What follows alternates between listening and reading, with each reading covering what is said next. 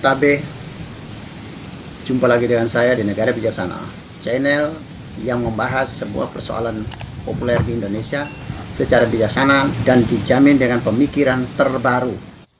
Ada satu fenomena yang terjadi pada pemilu 2024 ini, terutama pada pilpresnya, pemilihan presidennya pada tahun 2024 ini. Ada satu fenomena positif, dan selama saya tahu pemilu di Indonesia, saya lahir tahun 1960, saya mulai tahu situasi pemilu tahun 1971. Saya umur 11 tahun ya. Saya sudah merasakan ada satu situasi yang menonjol, yang dalam hidup saya sebagai anak kecil pada waktu itu tidak pernah muncul, tapi tiba-tiba muncul tahun 71, yaitu isu SARA, isu agama, bermunculan dengan pemilu. Saya tidak tahu kalau sebelumnya, maksudnya itu sejak 1955 itu sudah muncul atau belumnya isu itu. Tapi yang saya tahu adalah 1971 saya umur 11 tahun, isu SARA sudah muncul pada waktu itu. Dan terus sampai dengan tahun 2019, isu SARA selalu menghiasi pemilu kita di Indonesia. Antara nasionalis dengan Islamik itu diametral ya, posisinya diametral, kayak berhadap-hadapan. Bahkan selama reformasi, isu SARA makin pekat di Indonesia, termasuk 2019, 2014, 2017 Pilkada DKI, isu SARA sangat pekat, sangat mengkhawatirkan. Tiba-tiba pada 2024 ini, suka atau tidak suka, setuju atau tidak setuju terhadap semua situasi yang ada, tetapi ada satu yang menarik, ada satu yang hebat yang muncul positif, yaitu 2024 tanpa isu SARA. Tidak ada konflik agama, tidak ada simbol-simbol agama yang muncul. Semua tiga kubu ini, kubu Amin, kubu Pragib atau paslon 2, kubu Gama atau paslon 3, setiap kubu ini tidak memunculkan isu SARA. 1-2 kali letup tapi hilang. Misalnya isu Ganjar yang iklan sholat juga langsung menghilang. Terus isu Anies yang bertemu dengan beberapa kelompok Islam tertentu juga hilang. Tetapi selama lingkaran kampanye pemilu, nyaris tidak pernah ada isu SARA. Semua kita tahun 2024 ini berfokus kepada kualitas yang ada dalam diri setiap paslon. Kinerja mereka, track record mereka, visi misi mereka, penampilan mereka di panggung debat, semua itu dinilai entah dengan sudut pandang apapun, tapi intinya bahwa semua topik pembahasan kita, semua mata kita, semua telinga kita tertuju kepada apa yang ada pada paslonnya, apa yang ada pada capres, yang ada pada cawapresnya, tapi tidak pernah membunyikan suku, agama, ras, kecuali pada waktu masa-masa pencalonan. Itu sempat ada, tapi ya seperti biasanya, yaitu selalu membicarakan calon dari luar Jawa atau dari Jawa. Itu sudah sejak dulu ya, sampai sekarang yang tidak pernah hilang. Capres, cawapres, luar Jawa, dalam Jawa itu selalu muncul. Dan dominasi pembicaranya bahwa pemenang, kalau mau menang harus calon dari Jawa karena pemilihnya lebih banyak. Itu isu yang muncul dan itu belum pernah digugurkan di Indonesia ya. Tetapi SARA dalam konteks agama tahun 2024 ini tidak muncul. Itu saya pikir satu hal yang kita harus acung jempol dari pemilu 2024 adalah hilangnya isu agama dari konstelasi, dari konspirasi kita.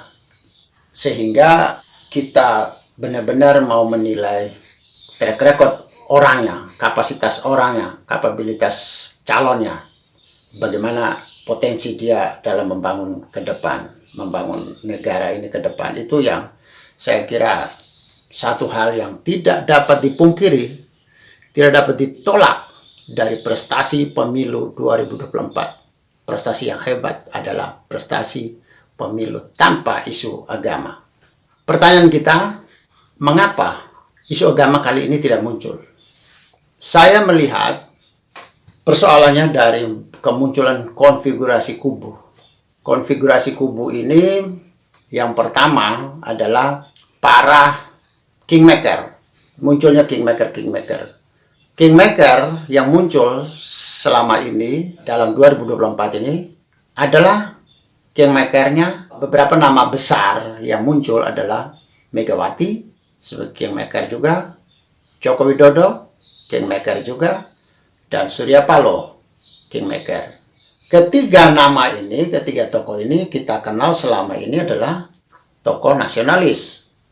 Megawati adalah ketua umum PDIP, dia adalah seorang anak ideologi dari Soekarno, anak biologi, dan dia adalah anak ideologi Indonesia juga, yaitu nasionalisme.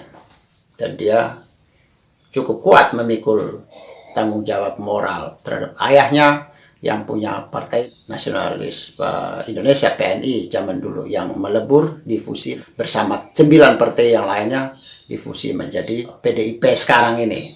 Sehingga Megawati terlihat sekali dalam sosok dia adalah sosok nasionalisme yang pekat.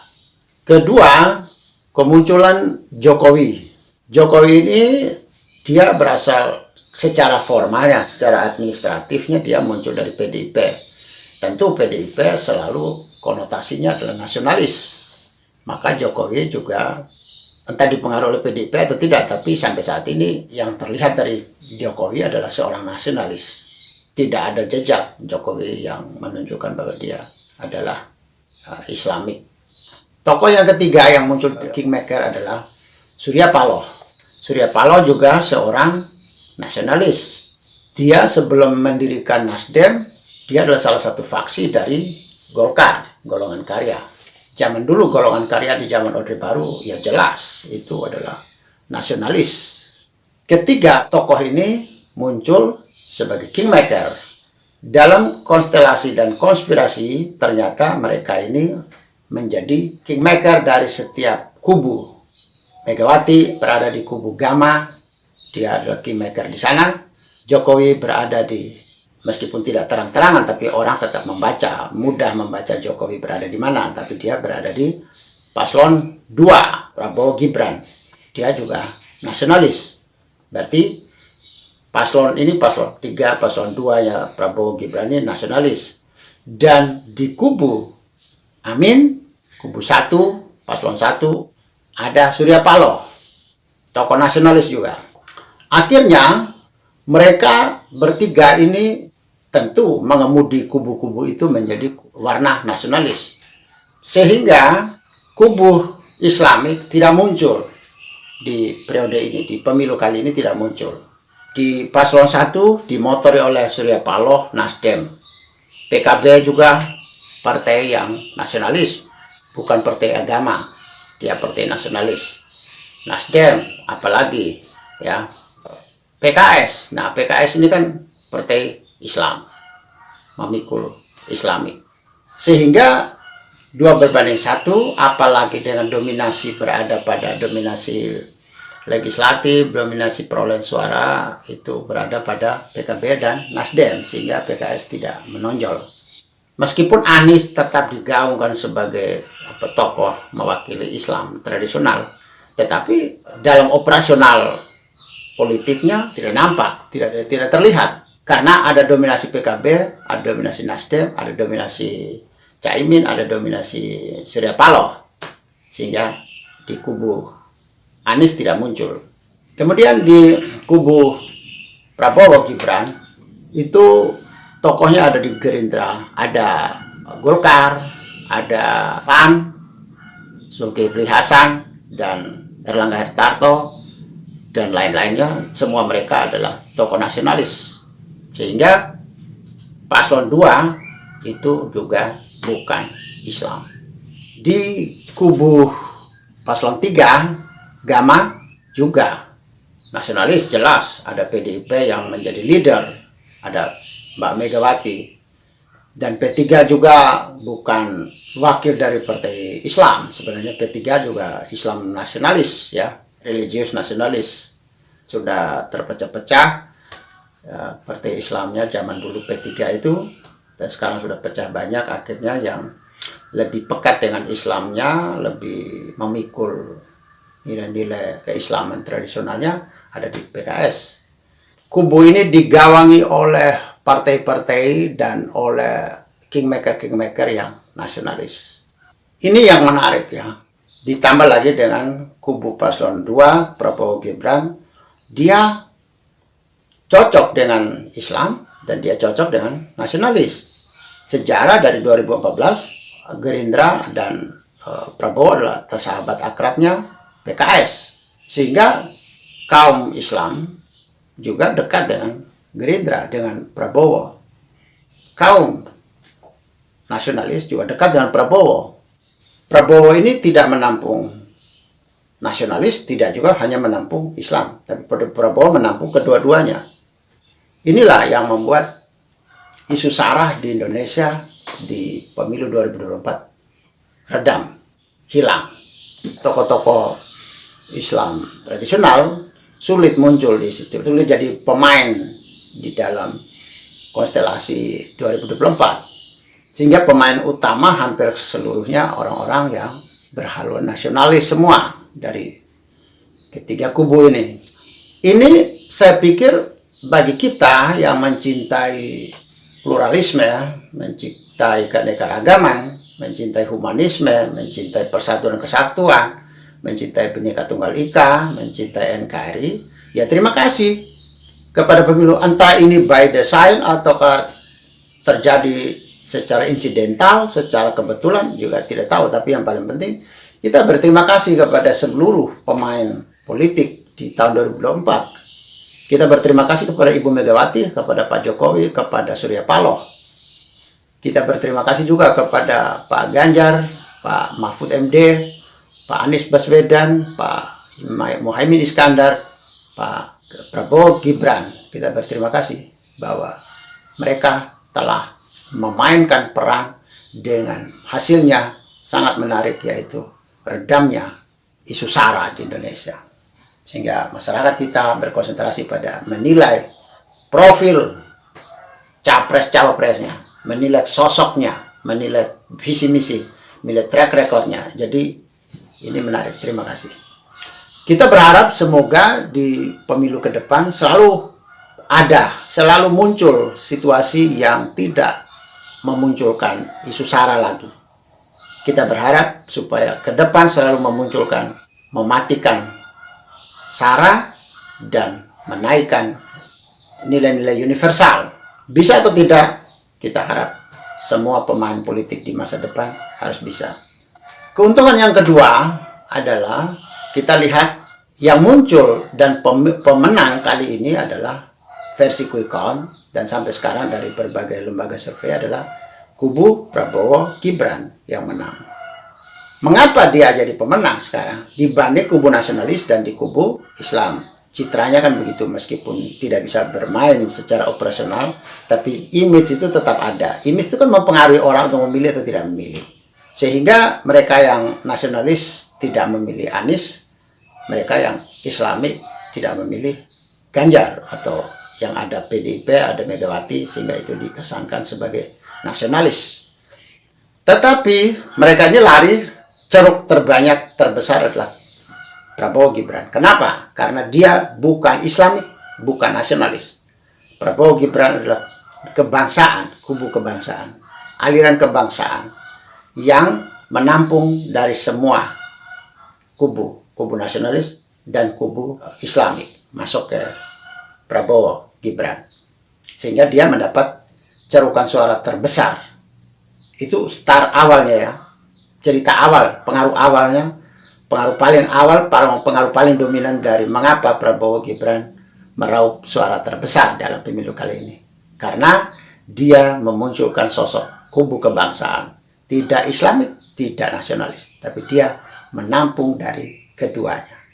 Inilah identitas baru, aliran baru politik masa depan bagi mereka yang ingin meraih kemenangan dalam setiap pemilu. Dia harus berada pada posisi kubu kebangsaan. Dia harus beraliran kebangsaan. Dua aliran yang muncul selama ini, Islamik dan nasionalis, selalu yang menang adalah nasionalis. Itu sejak zaman Orde Baru, Orde Lama, sampai dengan Orde Reformasi ya, 2019, itu kemenangan selalu dimiliki oleh kubu nasionalis. Kubu Islam selalu kalah. Tiba-tiba 2024 muncullah Prabowo dengan sosoknya sebagai kebangsaan. Tidak nasionalis tapi tidak Islami. Dia cocok dengan semuanya. Maka dia mendapat carukan suara terbesar, maka dialah pemenangnya. Inilah rahasia politik kita sesungguhnya.